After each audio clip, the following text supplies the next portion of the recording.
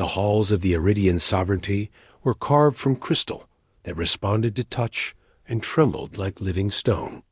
Their light pulsed with soft color as the queen walked through them, her tall frame wrapped in the ceremonial mantle of her lineage. Her advisors followed behind her in a line of silent deference. They watched her expression for any sign of uncertainty and found none. She was the ruler of one of the oldest empires in the spiral arm. Fear was a stranger to her. For cycles beyond memory, her people had spoken of humans as if they were drifting myths. Some Iridian archivists claimed that humans had vanished long before the sovereignty reached its current strength. Others insisted the species still existed, but lacked the discipline and structure needed to shape any influence among the stars. Still others believed that human warriors were fables meant to encourage young Iridians to train harder. The Thales spoke of humans who could adapt faster than machines and fight longer than creatures twice their size. They were said to be unpredictable, resilient, stubborn, foolish, and brilliant. In other words, impossible. The queen had always considered such stories good entertainment and nothing more. The sovereignty had conquered dozens of worlds without encountering a single human fleet. Their absence confirmed her belief. Thales were only Thales. That certainty began to erode when her scouts detected an unidentified vessel drifting near the border. It was small, patched together with mismatched metals, old but functional. No known empire claimed such engineering. The strange craft ignored all hails. Her commanders theorized it was an abandoned relic or a simple malfunctioning drone. Yet, someone had emerged when the patrol boarded the ship. A lone figure. A human. The report had shaken the court. The queen listened to the panicked voices of her advisors and raised one hand for silence. She ordered the human brought to the palace for questioning. She wanted to see one of these so-called legendary beings with her own eyes. She suspected he would be disappointing.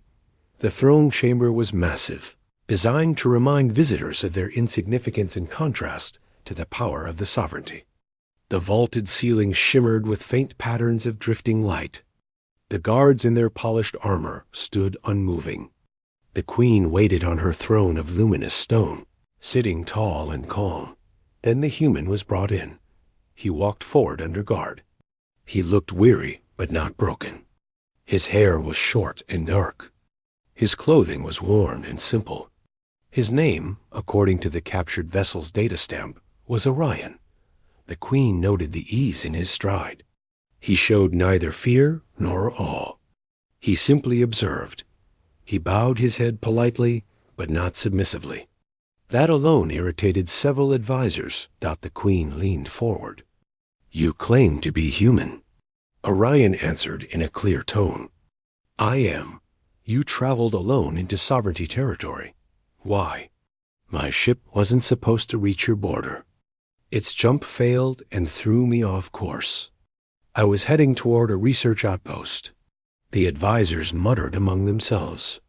Some insisted this was a lie. Others believed he was a scout for a hidden human kingdom. The queen silenced them again. "You have no fleet behind you." She stated it as fact, not question, not anymore. The queen studied him. "If your people are truly scattered and weak, why do ancient stories describe your warriors as unmatched?" Orion shrugged lightly. "Stories exaggerate. But we do survive. Survival does not make legends." "Maybe not. But sometimes staying alive is harder than victory." The queen found herself intrigued in spite of her intent. His manner was different from any envoy she had encountered. Most beings trembled or flattered in her presence. This human did neither. She stood slowly. "You will prove your worth. If humans are truly as capable as stories say, you will demonstrate it." Orion met her gaze without flinching. "How? A trial." She stepped closer. "Not a duel. Not an execution. A test of adaptability against my chosen warriors. You will face challenges and survive if humans are what legends claim." Orion nodded once. All right. The Queen was taken aback by the lack of hesitation. Her guards stepped closer in case of sudden aggression, but Orion remained calm. Preparations began immediately. The Sovereignty's training arena was an enormous dome with shifting walls that could alter shape and environment. It was used to train the Queen's elite guard. Only the strongest Iridians ever entered that space. When Orion stepped inside, he paused only briefly to take in the surroundings. The Queen watched from an elevated platform. Her advisors murmured predictions of the humans' failure. The arena walls shifted and formed a rocky plain. Several Iridian warriors entered from the opposite side. They stood taller than Orion and wore light crystalline armor. Each held a staff that could release bursts of force. The Queen raised her hand. Begin.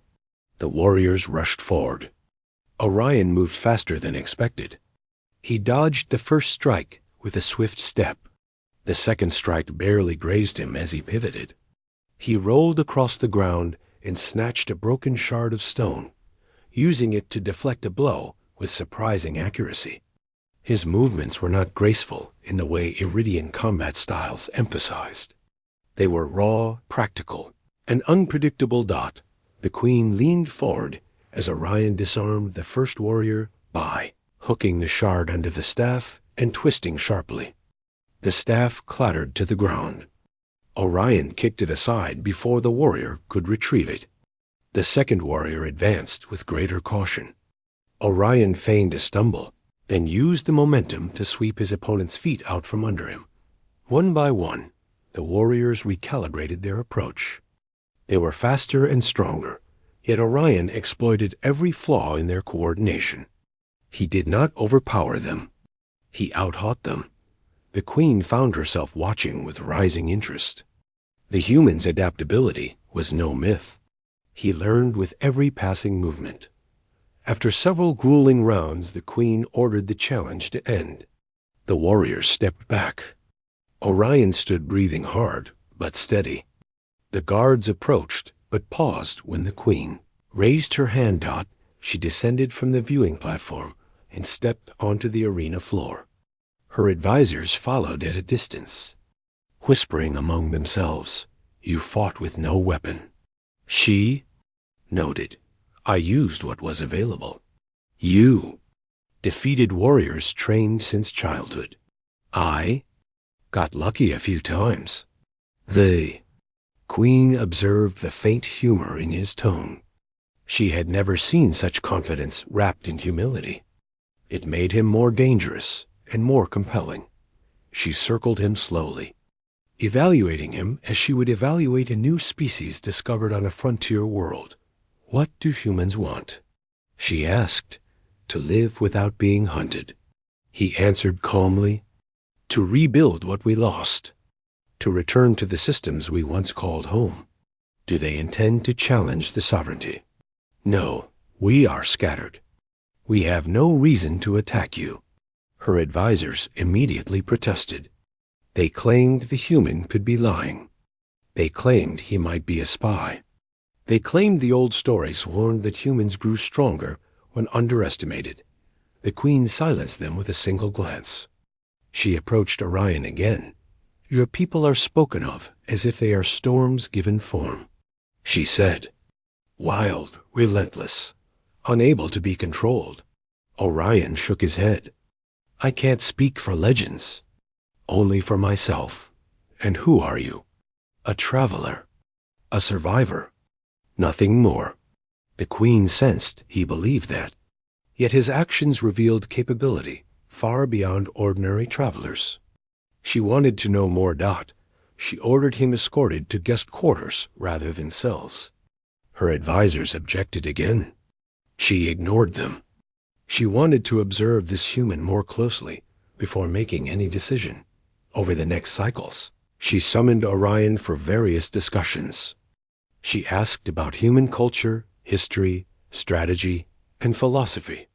He never embellished. He never pleaded. He never flattered.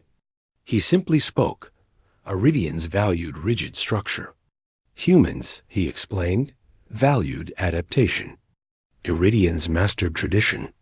Humans learned from failure. Iridians trained for one path. Humans improvised. The Queen listened with growing fascination.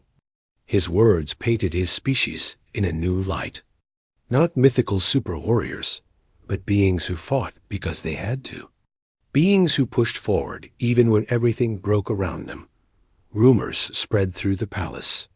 Some guards grew nervous. Others admired him.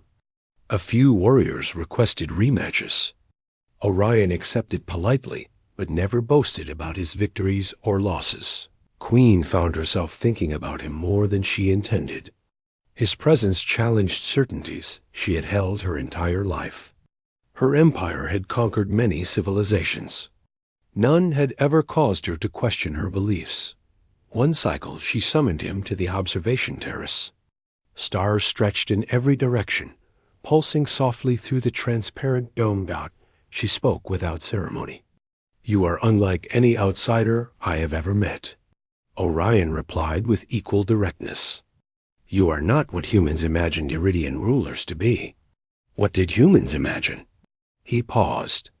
Cold, unquestioning, unreachable. I those things, no." The Queen felt a sensation she rarely encountered. Uncertainty. She stepped closer. "Do you fear?" No. Should you?" "Maybe, but fear would not change anything." His steady composure drew her in. She had ruled through storms of politics and conflict. She had never met someone who looked at her not as a symbol, but as a person. "Your stories claimed humans were illusions," she said. "Now one stands before me, and your stories called Iridians untouchable giants," he said.